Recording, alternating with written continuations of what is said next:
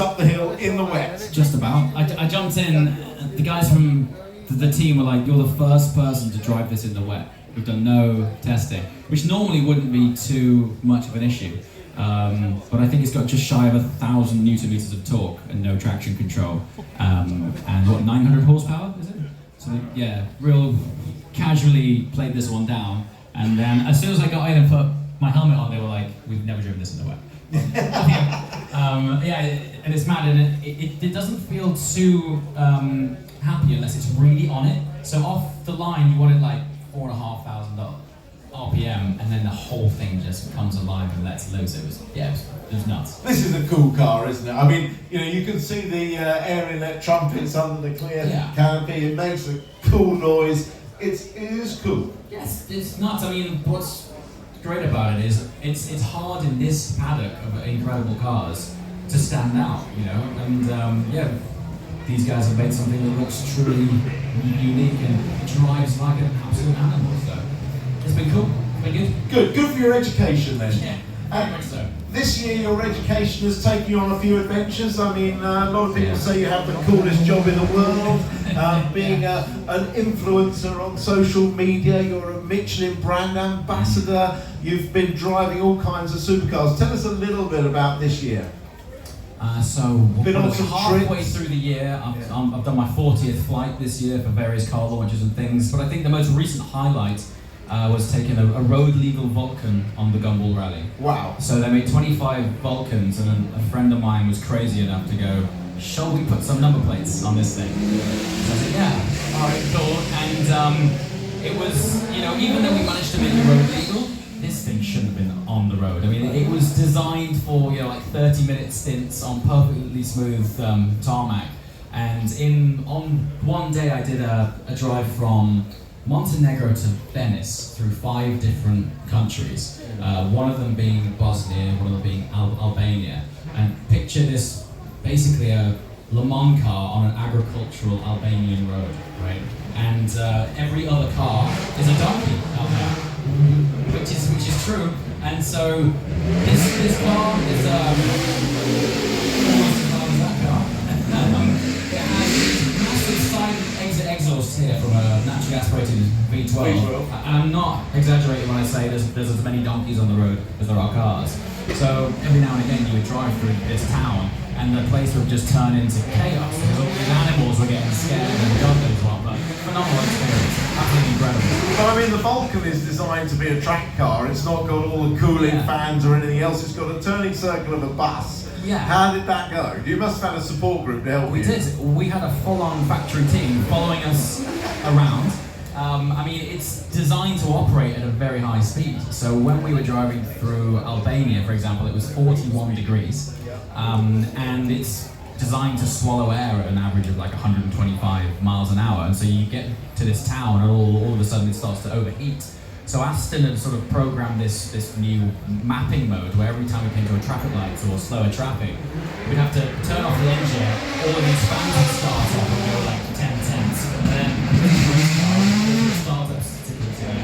And on more than one occasion, the race team would jump out of the van, we turn the car off, they'd have to push us backwards and forwards to navigate ourselves around town. It was absurd. You've driven a lot of the hypercars, supercars over the last few years. Have you got particular favourites? I know you love your Ferrari and things, and I'm not trying to lead you, but have you got your favourite type of car? Crikey, man. Favourite type of car? I generally lean towards something that's a little bit more hardcore and raw and pure. Okay. I mean, so the more track focused, the better. Hence why I was crazy enough to drive across Europe in a Vulcan. I mean, I wouldn't recommend that, man. But so if I'm stepping out of a supercar, for me, I want to step out and just feel like I've been for a drive, Like in a TBN. Yeah, like that. So it's something where it's a sense of occasion. It stimulates your senses. I don't want it to be easy to drive. I want to step out of it and feel like I've been engaged by that thing. So this is your perfect car then? You wouldn't believe how engaging that thing is. Yeah, that thing is wild. It's a good job it's on... Yeah, I do. Yeah. It's a good job it's on Michelin Cup 2. Well, it's on, otherwise... it's on Cup 2s, which obviously road tyres, but still, I mean, this morning it was standing water, you know, it was crazy, but no, it did. Coped well, went up fast, and it sounds incredible. There's evidence of grass and mud on the side, so it looks like you've been abusing track limits. In touring cars, that would be a black flag. Well, that first right-hander, you sort of have to clip the apex, which just so happens to be part of Lord Monta's lawn, so it works out well. Bruno, let's have a chat with you about the car. The French company. Yes, exactly. French company coming from the French hub. We are both friends who try to design and build our dream cars. And your inspiration, you wanted a big, naturally aspirated engine, front engine. Well, what's been your inspiration? And We are with my friend Rodolphe is here. Rudolph is here as well. Yeah, we are both Nascar fan. Yeah. So we like big engine, pure engine, and you know, a car with passion, with history. Yeah. We smell the car, the real car. Yeah. So we decided to put V8 900 horsepower naturally aspirated in the car. Yeah. This is completely clean. That must have been about as big as you can go. You know, 7 litre naturally aspirated V8s used to be considered massive, but Yeah, 8.1. Gee. Exactly, 8.1 liters. It's drivable. Yeah. On the road, I drive it on the road, so it's okay. On the street version, it's more difficult, but it's okay. We try to manage and continue the setup of the car. But now the car is already homologated, so it's ready to sell. And how much is it going to sell for? What's the price point, Rudolph? You really want to know? Well, everybody, do we want to know the price? Yeah. Yes. 700,000 euros without options. 700,000 without options. What are the options? Maybe a bigger engine? I mean, you know, what are the options? Yes, there is another engine available. Oh, okay. Slightly smaller. More powerful. Oh. What is it? It's 7.3 liter. Yeah. Twin supercharged. Okay. 1600 horsepower. 1600 horsepower. Are you serious? Yes, and actually that made the life of Renault terrible because you had to find a lot of space to put all the intercoolers. I was going to say, it's not easy for cooling, is it? No, very difficult. Anyway, so that's next year's car lined up for you. What do you think about that, James? Listen, it was dry, I'm getting it's dry. It's all cool, man. I mean, 900 feels enough, but let's bring it, man. Did you get any tips from Ollie Webb before you went up in it? Hold on tight, hope for the best. I think I asked you if your insurance was paid up, didn't I? What further trips? You're only halfway through the year, and you've got an agreement with Michelin to deliver lots of content. So what can we look forward to on your channel? I mean, we're halfway through the year. We've probably got another 6 or 7 videos to come yet. Yeah.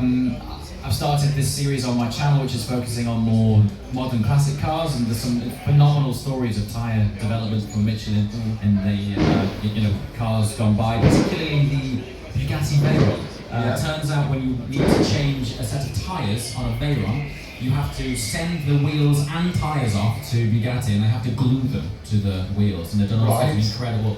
That tyre as well was specifically made for that car. And it's, the development story itself, just for that tyre, is fantastic. So Anybody want to go and watch fireworks in the rain or listen to James? Just thought I'd better ask. No, they want to stay and listen to you. Cool. And I mean, I've got some time planned at the Nürburgring soon. Okay. Which will be fun. Going out to California for Car Week.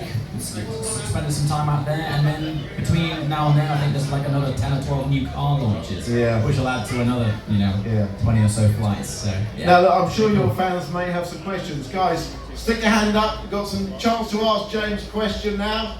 Who wants to ask a question? Awkward. No. Come round to the front. Come round to the front. What would you like to ask? Oh, here you go. This guy here, go on. Yeah, sorry. No. Why didn't you take me out? Why didn't you take me up? You've been hogging this all week, mate. Ollie Webb, who looks like he's finished work for the day. Look, he's finished. Anyone got a question? Seriously? No? Favourite car, man. That's like asking what's your favourite food, or your favourite music, or something like that. I find my favourite car is the car that best suits my mood on that day, which isn't always available, right? But you know, sometimes you go on a road trip, sometimes you go on a track day, sometimes you're racing, so it's sort of horses for courses. But generally something like naturally aspirated and high revving. Would it be? Yeah, fine. The Koenigsegg Agera RS Naraya. This guy's got expensive taste. Yeah. You got expensive taste, man. Awesome. Fantastic. Have you seen the new Koenigsegg on the other Michelin stand? You like that, the Esco? Yeah. It's even faster than the Agera RS. The blue one. Yeah, the blue one in the paddock. Yeah, that's The cool as RSM. well. Yeah. Nice. All you got to do now is earn the money to pay for it. James, you mentioned the sort of the classic side of it a little bit, and we see things like the Singer DLS, the new De Tomaso. I mean, they are really cool cars, aren't they? Serious thing, yeah. I think we're in a really interesting time in the car world right now. We've got a lot of things going electric and hybrid and all sorts of things. Nothing wrong with that, but I believe with every yin there's a yang, and for the sort of die-hard purist petrol heads, I mean, never did I think we would see the launch of so many special cars at this time. You know, when this movement started about 5 years ago, everyone was like, oh, big engines are dead, and you know, everything's going to be quite sedate. And then we've got people like Dave Tomaso and Apollo launching these incredible naturally aspirated V12s. Aston Martin, someone like that, of a flagship caliber brand, who's gone, screw it, let's launch the most bonkers V12 we possibly can, I think is this pushback towards the other side of this movement where I guess our more daily drivers are going to things which are a bit more chilled and electric and hybrid. I think the great thing is there's never been so much choice. There's look at this place, it's ridiculous. Yeah, it's it is. absolutely incredible. And as you say, there's new cars coming. We've got the new Lotus Evija coming, which is supposed to be incredible. Yeah. There's just more and more choice, whether it's EV or naturally aspirated or turbocharged, supercharged, you name it. There's never been so much choice. And the good thing is, it's just going to keep you in work for ages. This is a good thing, man. Lots more cars to drive. How special is the Festival of Speed? I know it's not the best day today, but it is a great event, isn't it? And the following, and you guys, you are real petrol heads. You're here in the rain, soaking it up, getting your fix of petrol heads, and it's an amazing event. I mean, I've been fortunate to go to car events around the world, and I'm not just saying this because I'm here. There is nothing like this. There are shows with the equal caliber of cars, but they stay parked on a lawn somewhere. You know, you don't get to see them moving, and then at the end of the day, they then go and race each other to see which one's faster. It is berserk. So this, so far, for me, in terms of something on the petrol heads yearbook, it's a must-see every year. Fantastic. When we had the Ford GT Mark II on just now, I asked Larry Holt from Multimatic, I said, look, what if we had this imaginary track day with all these special one-off track cars, and there's quite a few of them now. The Vulcan you talked about was one. That was originally built just for the track, for ultimate track day car. The Ford GT is the ultimate expression of that car, built for the track. We got Ferrari FFX, there's the Senna GTR. Now I'm going to ask you, because you are independent, if we had that imaginary track day, you were driving, same set of Michelin tyres on all the cars, which would you think would be the fastest? I honestly think that one, which was just on stage. The Ford GT. Yeah, I mean, it's as close as you're going to get to a car that races in Le Mans. I mean, those other cars are fantastic, but they have been developed very much as track day cars. As insane as they look, they're just really posh track day cars. And that is a sort of slightly toned back race car, that can endure 24 hours of Le Mans, which puts it in a completely different bracket. So that's my instinct, but I would like to arrange that. Sometime. Yeah, that would be we all. the dream shootout, man. That I would be don't think it'll incredible. ever happen because I don't think the manufacturers would actually volunteer their car against the others just in case it wasn't the quickest. And I'm not sure. There probably is an owner who's got all of them. I'm sure. But whether they'll ever let them go, I don't know. But one day, I mean, the guy that pulls that off, it could be you. That I'll test. try my best. My mate. God, Yeah, you I'll really try. have a coup then. No, wouldn't that be Yeah. something? James, thank you so very much. We love your content. We love Thank your you very material. much. Thanks. Pleasure to You know, be it's great to have you here. And thank you, Rudolph and Bruno. Thank you for bringing the car. It's been certainly the noisiest car on the stage and a stunning looking car. Thank you very much. Thank you very much. Ladies and gentlemen, a big round of applause. Thank you. Thank you.